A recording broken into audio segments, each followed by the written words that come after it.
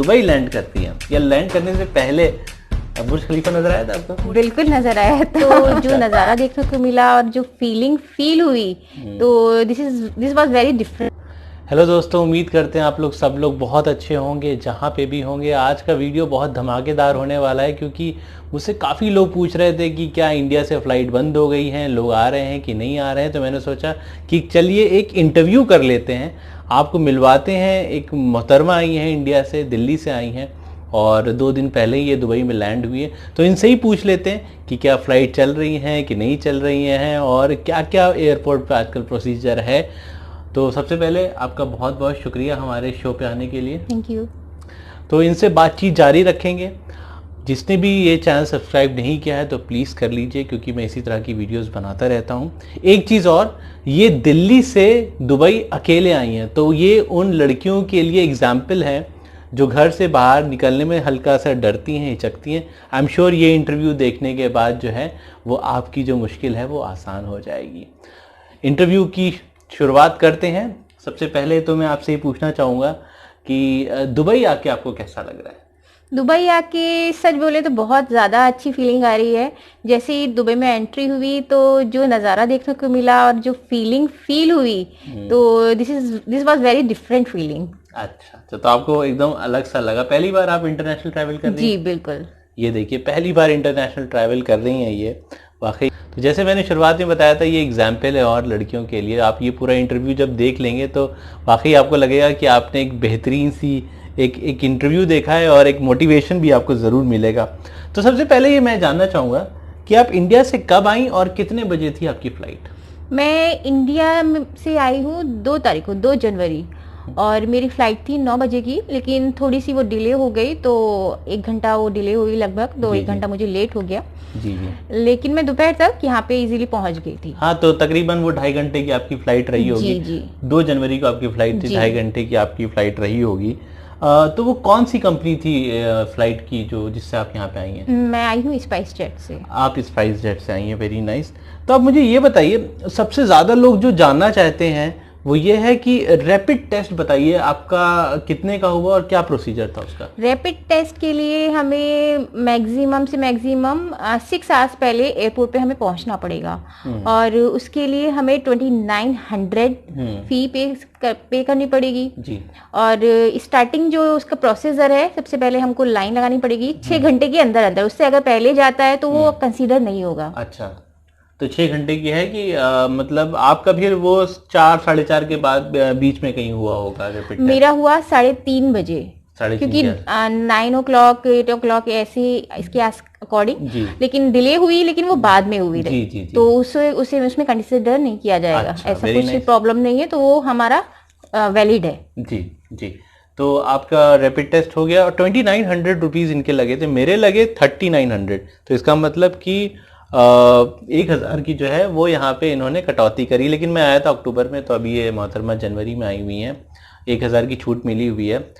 Rapid test के लिए form भरना पड़ता है? अभी भी फॉर्म भरना पड़ रहा है? जी, एक फॉर्म भरेंगे और उसके बाद वो फॉर्म हम फिलअप करके जाएंगे टेस्ट कराने के लिए, सैंपल देंगे, और उसके बाद, और हाँ, सबसे जरूरी बात कि इससे पहले हम एयरपोर्ट में एंट्री नहीं कर सकते जी। तो हम पहले अपना नीचे बेसमेंट में मुझे जाना पड़ा जी। मतलब टर्मिनल 3 के बेसमेंट में जब आप जाएंगे तो वहां पे हो रहा है आजकल टेस्ट? नहीं, जैसे ही आप एयरपोर्ट में पहुंचेंगे, वहां से बाहर से ही बेसमेंट, एक लिफ्ट वगैरह मिलेगी आपको, वहां से आप बेसमेंट में जाएंगे।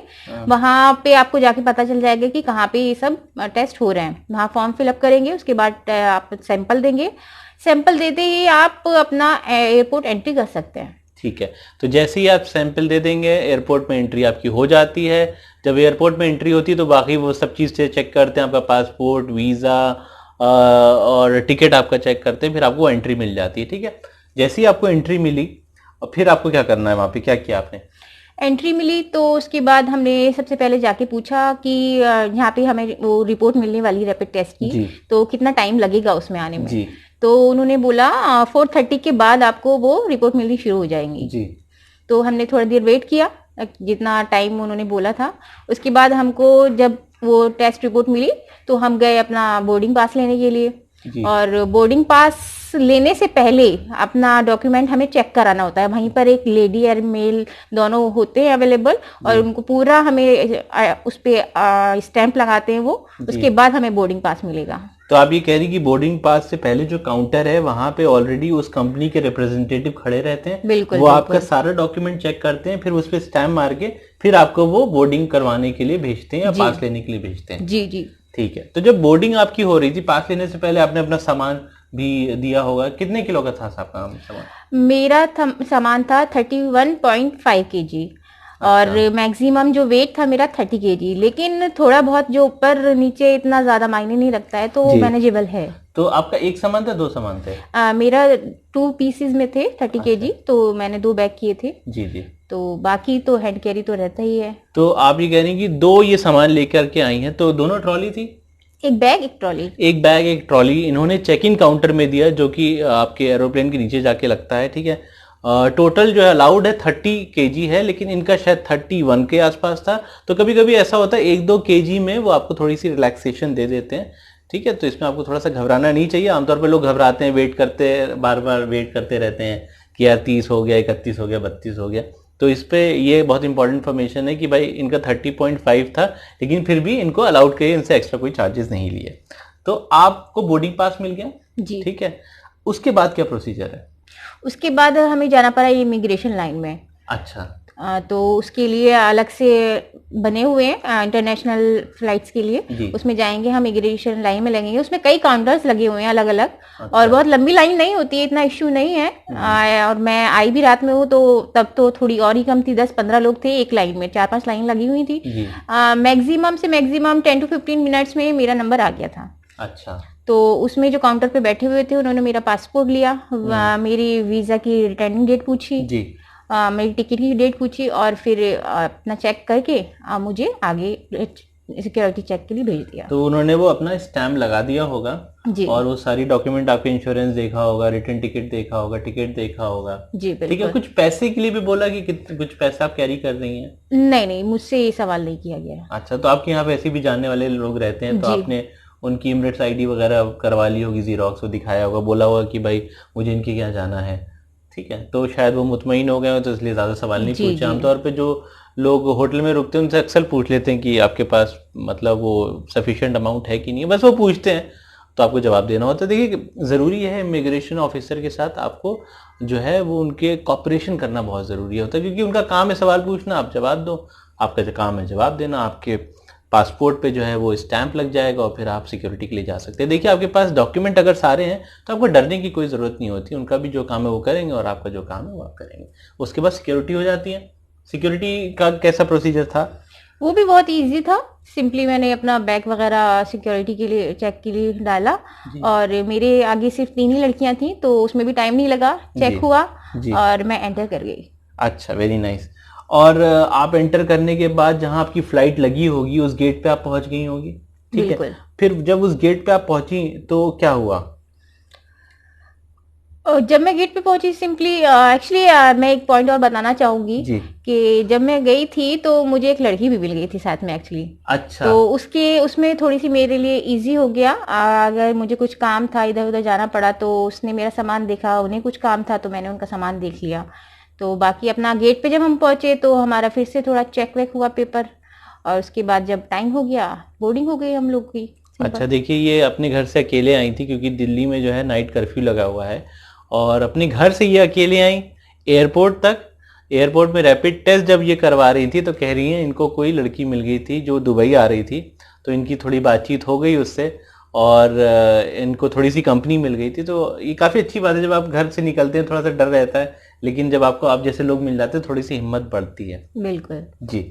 अब मैं आपसे जानना चाहूँगा कि जब आप फ्लाइट में गई या फ्लाइट में बैठी तो वो 2 से 2.5 घंटे की जर्नी कैसी थी? बहुत अच्छी थी। सबसे मेन तो उसमें था रिलैक्स, क्योंकि इससे पहले जो था ना माइंड एकदम रिलैक्स था ही नहीं कि अभी टेस्ट होना है, टाइम बचेगा नहीं बचेगा, कैसे होगा, जल्दी जल्दी है। और फर्स्ट टाइम मेरा था अकेले आना इंटरनेशनल लेवल पर। तो लेकिन जब मैं बैठी जाके तो एकदम रिलैक्स होके बैठी कि अब सब हो गया, अब कोई टेंशन नहीं, अब सीधे दुबई। ये तो बहुत ज़रूरी बात है, क्योंकि जब आप वो 6 से 8 घंटे का वो प्रोसीजर, फिर एक दिन पहले से ही जो आपके दिमाग में एंग्जाइटी होने लगती है, स्ट्रेस होने लगता है कि जाएंगे वहाँ लाइन में खड़ा होना पड़ेगा, रैपिड टेस्ट, ये वो सारी जंग जो है आप जीत करके जब आप फ्लाइट में बैठते हैं तो आप रिलैक्स हो जाते हैं कि यार चलो अब दुबई जा रहे हैं। बिल्कुल यही फीलिंग मुझको आई। ठीक है, तो आपका वो 2 से 2.5 घंटे का आप सफ़र हो जाता है। फिर जब आप दुबई लैंड करती हैं या लैंड करने से पहले बुर्ज खलीफा नजर आया था आपको? बिल्कुल नजर आया था। अच्छा, कैसा लगा? एक्चुअली ये तो बहुत सुना है, मशहूर चीज है, तो फर्स्ट टाइम देखा जब फ्लाइट से ही हमने देखा, दूर से ही हमको नजर आ गया था, एक अलग सी फीलिंग आई। वाह, हमने जब सुना था आज तक वो हमने आंखों से देख लिया। तो लैंडिंग के टाइम बहुत अच्छा पूरा लोकेशन हमको लग रही थी, बहुत खूबसूरत। देखिए दुबई तो है ही नंबर 1 नंबर पे आता है वो खूबसूरती में, तो बहुत अच्छा लग रहा था। और लैंडिंग के टाइम बहुत मतलब लफ्ज नहीं मेरे पास कहने के लिए जो मैं फील कर रही थी। क्या बात है। और देखिए अकेले थी तो शुरुआत में तो थोड़ी घबराहट होती है, लेकिन जैसे कि मैंने बोला कि जैसे जैसे आप आगे बढ़ने लगते हैं तो आपको हिम्मत जो है वो मिलती रहती है। अब आप मुझे बताइए, आप दुबई में उतर गई, ठीक है, अब मुझे बताइए कि रैपिड टेस्ट जब यहाँ पे हुआ था तो क्या आपसे पैसे चार्ज किए थे, कैसा था वो प्रोसीजर? नहीं, कोई पैसा चार्ज नहीं हुआ। सिंपली पहले हम उतरे, हम पहले गए इमिग्रेशन लाइन में, वहाँ हमारा पासपोर्ट चेक हुआ, एंड देन हमको एक सिम दिया गया, डू सिम। वो सबको मिलता नहीं मिलता, लेकिन मुझको मिला। अच्छा, तो ये इमिग्रेशन लाइन पे गई, वहां पे आप स्टैंप हो गया होगा आपका पासपोर्ट जी, और साथ में आपको एक सिम भी मिला डू का। बिल्कुल। तो यहाँ पे डू कंपनी है, जैसे अपना वोडाफोन एयरटेल है इंडिया में, वैसे यहाँ पे एतिसलात है, डू है और 2-3 कंपनीज और है। मुझे भी मिला था, इसलिए मैंने इनको टोक करके आपको बताया। और ये शायद सबको नहीं मिलता है, क्योंकि 2-3 लोगों से मैंने बात की थी, हालांकि वो लोग अलग जगह जा रहे थे, तो कई लोग को नहीं मिला, लेकिन को मिला है वो सिम, तो सही है, अच्छी बात है। सिम के साथ साथ वो एक और इम्पोर्टेंट बात आपने मुझसे बताई थी, वो रोमिंग वाली। बिल्कुल वो जरा शेयर जी, करिए। मैं बताना चाहूंगी कि जब इंडिया से आप आएंगे दुबई तो आपका फोन एकदम डेड हो जाएगा, आप किसी से कांटेक्ट में नहीं रहेंगे। तो इससे बेहतर है कि आप इंडिया से ही अपना रोमिंग रिचार्ज कर लें, इंटरनेशनल पैक। तो उससे क्या होगा, आप यहाँ जो दुबई में हैं उनसे कांटेक्ट में रह सकते हैं, जो आपके इंडिया के लोग हैं उनसे कांटेक्ट में रह सकते हैं। तो आपको अगर इन केस कोई इश्यू आते हैं तो आप उसे रिजॉल्व कर सकते हैं इजीली किसी से कांटेक्ट करके। हाँ, देखिए कितनी समझदारी वाली एक बात इन्होंने करी, क्योंकि ये इंडिया से ही आई थी, ठीक है, तो इनके पास कांटेक्ट के लिए तो कुछ होना चाहिए था, तो इसलिए इन्होंने रोमिंग पहले से एक्टिवेट करा ली थी। उसमें थोड़ा सा कितने पैसे लगे थे आपके? मेरा हुआ था 1 मंथ का 1200 रुपए का। 1200 रुपए का इन्होंने रोमिंग करा के आए थे, जिसमें थोड़ा सा आपको डेटा मिल जाता है और मिनट्स मिल जाते हैं, ताकि देखिए ज़रूरी होता है जब आप इस अनजान से मुल्क में हैं। इंडिया में आप कहीं भी सफ़र करो कोई बात नहीं, लेकिन जब नए मुल्क में जाते हैं ना, तो थोड़ा सा आपको अपना सेफ हैंड लेके चलना पड़ता है, कैश लेके चलना पड़ता है, अपना मोबाइल भी देखना पड़ता है। तो इनके पास डेटा था, इन्होंने अपने रिश्तेदारों से कॉन्टैक्ट किया, फ़ोन किया अपने रिश्तेदारों को जो दुबई में थे, और वो इनको लेने के लिए आए। घर वालों को भी इन्होंने बता दिया कि लैंड कर गए, तो सब लोग जो है वो मुतमईन थे, सेटिस्फाई थे, ठीक है।